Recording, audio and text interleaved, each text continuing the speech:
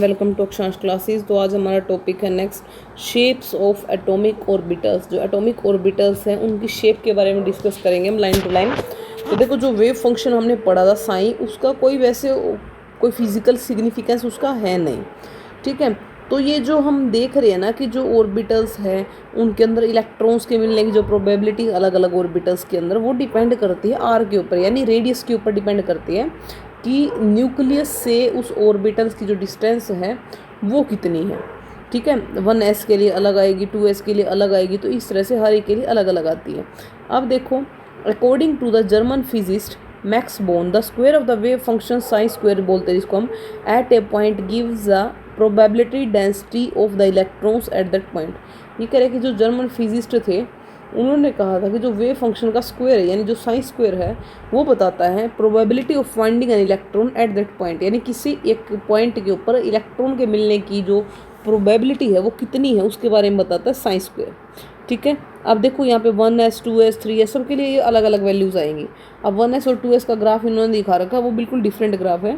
अब देखो, जो 1s है उसके अंदर इलेक्ट्रॉन के मिलने की प्रोबेबिलिटी मैक्सिमम होगी क्योंकि वो सबसे ज़्यादा पास में है न्यूक्लियस के, लेकिन जैसे जैसे हम उससे दूर जाते जाएंगे तो वो जो प्रोबेबिलिटी है वो कम होती जाएगी। अब हम 2s की बात करते हैं तो 2s में क्या होगा, सबसे पहले प्रोबेबिलिटी डेंसिटी वो क्या होएगा, डिक्रीज़ करेगी, शार्पली ज़ीरो जाएगी और फिर दोबारा से इंक्रीज करना शुरू कर देगी, ठीक है। अब देखो उसके बाद after reaching the small maximum it decrease again and approaches zero as the value of r increase further. ये कह रहा है कि जैसे 1s के अंदर तो ऐसा कुछ नहीं है कि कम हो रही है ज़्यादा हो रही है, इसमें कह रहा है कि पहले कम होती है फिर ज़्यादा होती है फिर ज़ीरो हो जाती है फिर ज़्यादा, इस तरह से होती है। तो यहाँ पे एक पॉइंट ऐसा होता है जिस पे इलेक्ट्रॉन के मिलने की प्रोबेबिलिटी लगभग ज़ीरो है, तो उस पॉइंट को हम बोलते हैं, उस सरफेस को बोलते हैं नोडल सरफेस, या एक तरह से बोलते हैं नोड्स। अब 1s के अंदर कोई ऐसा नोड नहीं है, 2s के अंदर एक नोड है, 3s के अंदर बात करेंगे तो दो नोड्स आ जाएंगे। ये होते हैं नोड्स जिनकी वैल्यू होती है n-1, यानी फर्स्ट में 1 0, यानी 1s के अंदर कोई नोड नहीं है, 2s के अंदर एक नोड है, 3s के अंदर दो नोड है, इस तरह से होता है। This probability density variation can be visualized in terms of charge cloud diagram. In this diagram, the density of the dots in the region represent electron probability density in the region.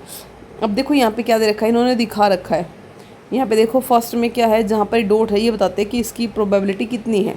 अब देखो second 2s में देखो यहाँ पर जो दिखा रखा है, यहाँ पे देखो बाहर इलेक्ट्रॉन की प्रोबेबिलिटी ज़्यादा है, फिर कम होगी, फिर ज़्यादा है। तो यानी जिस जगह पर इलेक्ट्रॉन के मिलने की प्रोबेबिलिटी बिल्कुल नहीं है उसे हम बोलते हैं नोडल सरफेस या नोड्स। उसके बाद मतलब boundary surface diagram. Boundary surface diagram of constant probability density for different orbitals give a fair good representation of the shape of the orbital. अब देखो, जो ये बाउंड्री सरफेस डायग्राम है जैसे जो ये दिखा रखा है, ये अच्छे से एक्सप्लेन कर देता है कि एक्चुअल में है क्या, ठीक है। अब देखो यहाँ पर ये क्या कह रहा है, in this representation boundary surface और contour surface is drawn in space for an orbital on which the value of probability density psi square is constant. तो ये वहाँ पर बनाया जाता है जहाँ पे साइन स्क्वायर की वैल्यू कॉन्स्टेंट होती है। देखो इसमें ऐसा कुछ नहीं है पढ़ने लायक जो इंपॉर्टेंट है। अब उसके बाद देखो, however for a given orbital only that boundary surface diagram is constant probable density is taken to be good representation. ये कह रहा है कि जहाँ पर वो होता है ना प्रोबेबिलिटी, जैसे ये है सारी तरफ डार्क ही डार्क का, तो इसको इन्होंने बोल दिया कि कांस्टेंट प्रोबेबिलिटी है वहाँ पर, ठीक है। अब देखो यही चीज़ इन्होंने एक्सप्लेन कर रखी है। अब यहाँ पे ऐसा कुछ नहीं है। उसके बाद आ जाओ यहाँ पे, अब हमें पता है 1s और 2s है वो स्पेरिकल होते हैं शेप में। In reality all the s orbital are spherically symmetrical, that is the probability of finding an electron at a given distance is equal in all direction. ये कह रहा है कि अगर स्पेरिकल ऑर्बिटल है तो उसमें जो प्रोबेबिलिटी है वो हर एक डायरेक्शन में इक्वल होएगी, ठीक है। उसके बाद देखो हमें पता है साइज कैसे इंक्रीज होता है, 1s का सबसे छोटा है, फिर 2s का, फिर 3s का, फिर 4s का। 4s का साइज सबसे बड़ा होता है। अब देखो बाउंड्री सरफेस डायग्राम बनाते हैं अगर हम 2p ऑर्बिटल का, तो देखो ये बना के दे रखा है इन्होंने, 2p ऑर्बिटल की डायग्राम बना के दे रखा है। ये 2px है, 2py है, 2pz है, इस तरह से इनके डायग्राम होते हैं। उसके बाद this diagram the nucleus is at the origin. जो न्यूक्लियस है वो कहाँ है, ओरिजिन पे है। जबकि s ऑर्बिटल्स में क्या था, जो बाउंड्री सरफेस बनाए थे वो स्पेरिकल आए थे, लेकिन इसमें तो ऐसा नहीं होगा। इसमें वो कैसे आ रही है, इसमें दो अलग अलग लोब बनी हुई है। देखो यहाँ पर क्या है, दो अलग अलग लोब बनी हुई, एक लोब ऊपर है एक लोब नीचे है, तो इसको हम बोलते हैं कि वो डंबल शेप में है। ठीक है, तो probability density function is zero on the plane where the two lobes touch each other. तो ये ओरिजिन पे मतलब एक दूसरे को टच करती है ना, तो ओरिजिन पे क्या है, probability of finding an electron is zero, यानी वहाँ पर क्या है, नोड है एक तरह से। ठीक है, तो साइज शेप एनर्जी और तीन ऑर्बिटल्स की हमें पता है इक्वल सेम है, बट डिफरेंट कहाँ आता है, डिफरेंट आता है उनकी जो स्पेस के अंदर ओरिएंटेशन है उसमें डिफरेंट आता है, डिफरेंस आता है। एक एक्स एक्सिस में है, एक वाई में है और एक जेड एक्सिस में है। तो इन्हें हम बोलते हैं 2px 2py और 2pz। ठीक है, there is no simple relation between the values of ml -1 0 +1 and the XYZ directions. ये कह रहा है कि कोई इनका सिंपल रिलेशन नहीं है कि -1 0 +1 को XYZ से हम रिप्रेजेंट कर सके, ऐसा कोई रिलेशन नहीं है। It is sufficient to remember that because these are the 3 possible values of ml there are 3p orbitals whose axis are mutually perpendicular. ये कह रहा है कि p का हमें पता है कि p m की वैल्यू 3 आती थी, -1 0 +1। ठीक है, तो यानी इसके 3 ऑर्बिटल हैं। अब ये कह रहा है कि जो तीनों ऑर्बिटल है ना वो म्यूचुअली परपेंडिकुलर है, एक एक्स एक्सिस में है, एक वाई एक्सिस में है और एक जेड एक्सिस में है, इस तरह से दे रखा। तो म्यूचुअली क्या है, परपेंडिकुलर है। Like s orbitals p orbital increase in size and energy with increase in the principal quantum number and hence the order of energy and size of various p orbital 4f। जैसे उसमें बोला था ना कि 3s का 2s से बड़ा size है, उसका 1s से बड़ा साइज है, सेम ऐसे है।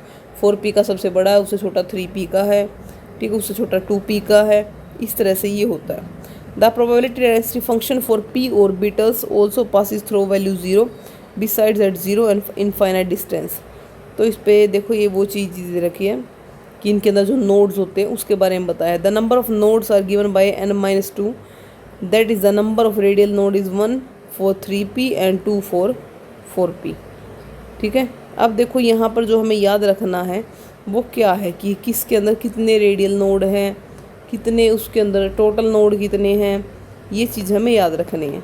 जो फॉर्मूला है वो हमें ये याद रखना है। देखो the total number of nodes क्या है, n-1 होते हैं, जिसमें क्या होते हैं, l को हम बोलते हैं एंगुलर नोड और n-l-1 होते हैं इसके अंदर रेडियल नोड, जो हमें याद रखना है। ठीक है, अब इनके अंदर जो नोडल प्लेन होता है वो हमें पता है, यहाँ पे है इसके अंदर जहाँ पे प्रोबेबिलिटी है वो मैक्सिमम प्रोबेबिलिटी होएगी उसको हम बोलते हैं साइन स्क्वायर से रिप्रेजेंट करते हैं, जहाँ पे 0 होती है उसको हम नोड बोल देते हैं। उसके बाद आता है एनर्जी ऑफ ऑर्बिटल्स। अब देखो इसमें देखो इसकी जो शेप है वो कैसी है, p वालों की मैंने बता दी, px py pz ऐसे होती है। s की स्पेरिकल थी, जब इसकी px की बात करेंगे तो ये x एक्सिस में है, py की बात करेंगे y एक्सिस में है, pz की बात करेंगे z एक्सिस में है। इस तरह से इसकी शेप होती है। ठीक है,